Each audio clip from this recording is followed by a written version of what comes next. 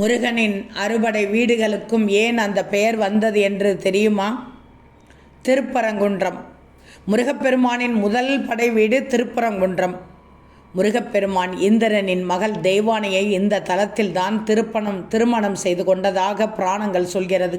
பரம்பொருளான சிவபெருமான் குன்றம் என்னும் மலை வடிவாக காட்சியளிக்கும் இடம் திருப்பரங்குன்றம். குன்றம். பரம் என்றால் பரம்பொருளான சிவபெருமான், குன்றம் என்றால் குன்று, சிறிய மலை. திரு என்பது அதன் சிறப்பை உணர்த்தும் அடைமொழி. இதனால் தான் திருப்பரங்குன்றம் என அழைக்கப்பட்டது. திருச்செந்தூர் அடுத்து.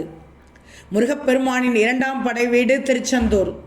சூரபத்மனை வெற்றி கொண்டதால் இங்கு கோயில் கொண்டுள்ள முருகப்பெருமான் ஜெயந்திநாதர். பின்னாளில் மருவி செந்தில்நாதர் என்று மருவி சொல்லப்பட்டது. அதுபோலவே இந்த ஊரும் திரு செயந்திபுரம் என்பதிலிருந்து மருவி திருச்செந்தூர் என்றானதாக சொல்லப்படுகிறது.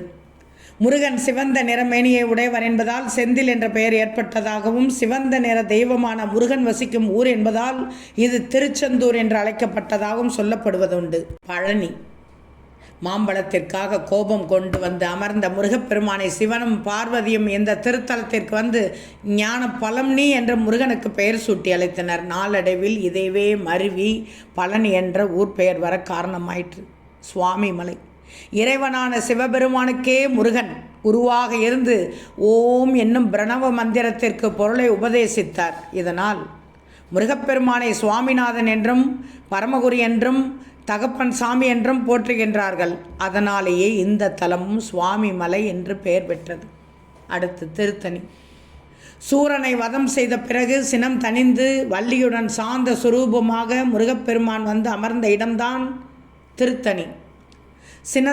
சினம் தணிந்த இடம் என்பதால் திருத்தணிகை என இந்த தலம் அழைக்கப்படுகிறது. பிறகு அதுவே மருவி திருத்தணி என்றாகியது. இறுதியாக பழமுதிர்ச்சோலை.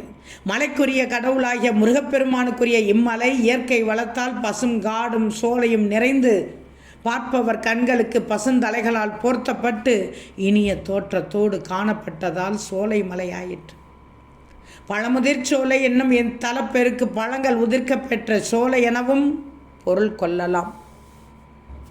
முருகப்பெருமானின் அறுபடை வீடுகளும் மனித உடலில் உள்ள 6 சக்கரங்களை குறிக்கும்.